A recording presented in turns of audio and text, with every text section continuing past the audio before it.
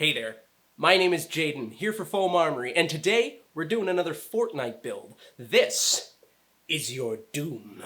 Check it out.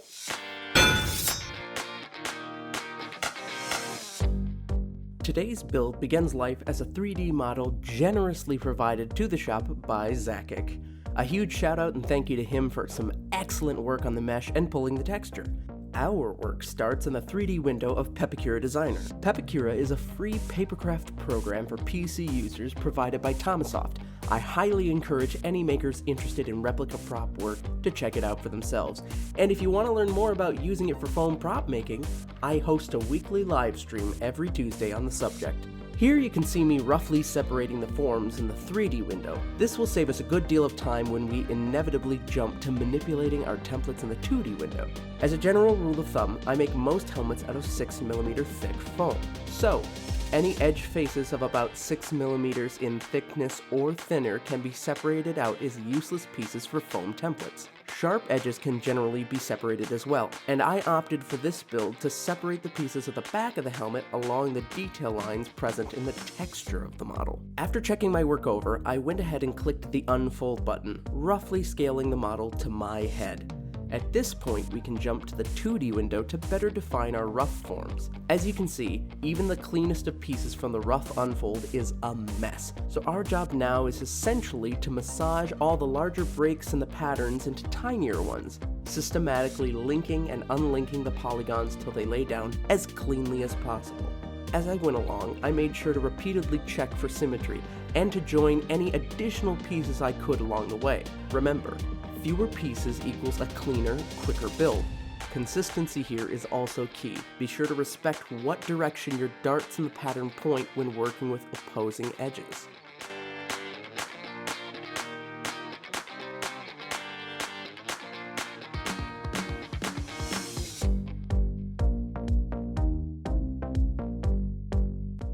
Once we're happy with our pattern pieces, we can go to the 2D menu and join adjacent edges.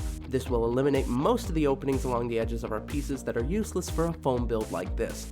Then I went ahead and erased all the unnecessary lines that indicate subtle angles for paper crafters but are, again, useless for foam builds. I was sure to leave any lines that indicate major details in the face of the build or undercuts.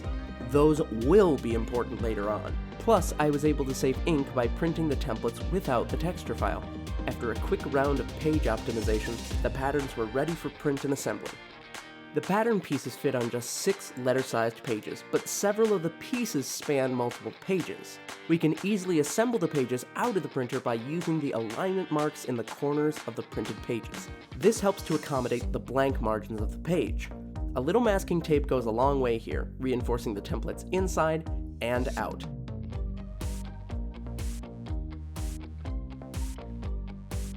Before we cut out our pieces, I like to smooth out the features of the patterns a bit by hand. This takes a lot of the guesswork out of cutting, and it gives me an opportunity to add some edging to a few pieces that I want to layer later on down the line. Then I cut everything out.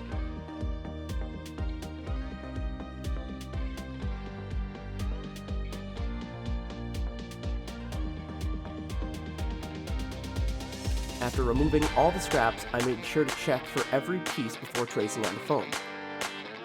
Everything checked out, so I pulled some 6mm foam sheet and began tracing everything out with a Sharpie.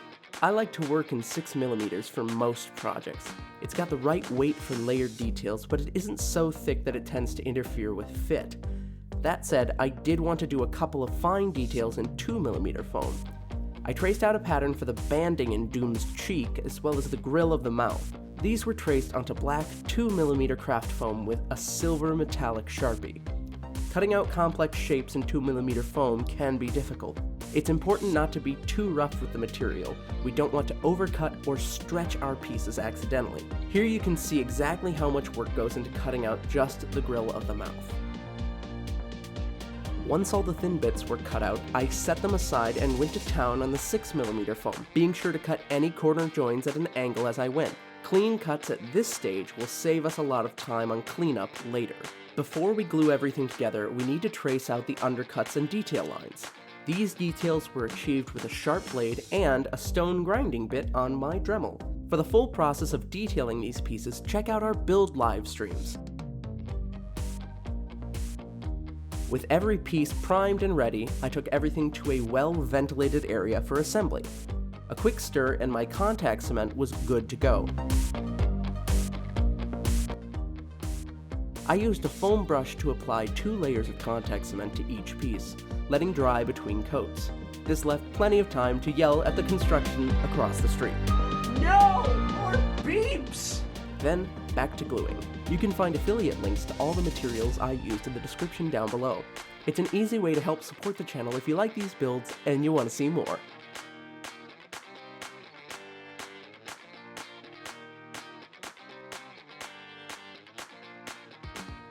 When I was all done gluing everything together, I wound up with a few larger gaps that I wanted to smooth over, so I busted out some foam clay.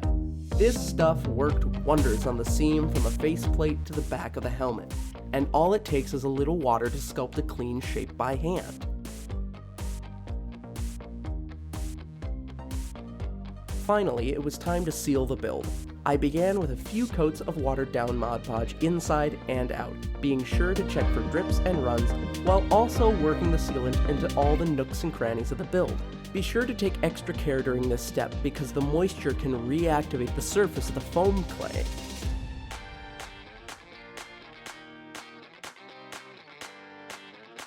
The last step before rattle cans will be some DAP Quick Seal. Again, links down in the description.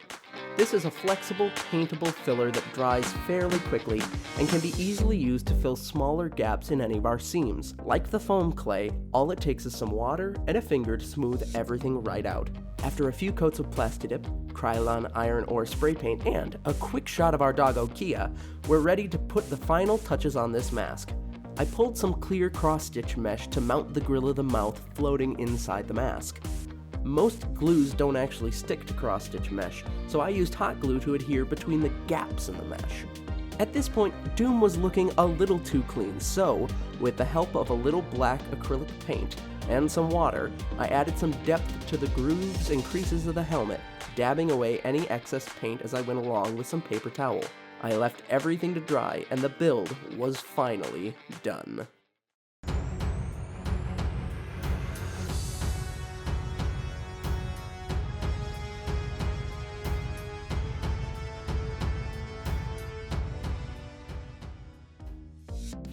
So here it is, all built out and super breathable and light. Whoa.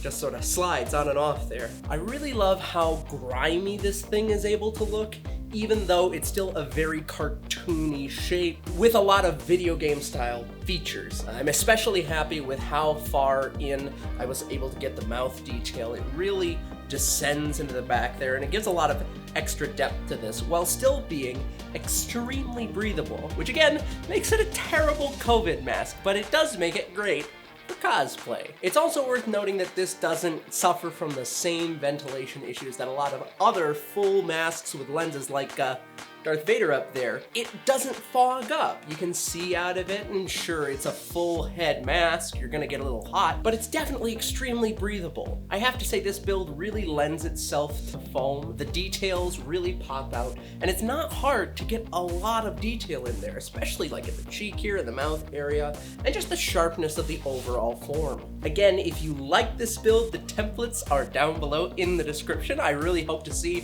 a lot of you give this a shot. It's a beautiful piece, just in time for Halloween too. If you want to see more of Fortnite Doom in the future, let me know down in the comments. I really like the design they went with. It's very menacing, but it still maintains that comic book charm. If you like this build, feel free to like the video. Also subscribe to the channel. We just hit 250 subscribers, which is incredible. When it rains, it pours, and I feel so overwhelmed. If you want to support the channel directly, you can become a patron over on Patreon. For just $3 a month, you too can get access to all of these templates a week in advance, as well as extra bonus content, polls, and your name in these videos. Speaking of which, Austin of AJ Plays Piano and Kieran, thank you guys again so much. We love having your name in here, and we love, just getting to duck around these titles. It's great. But for now, I've been Jaden here for Foam Armory. Thank you guys so much for watching. Take care.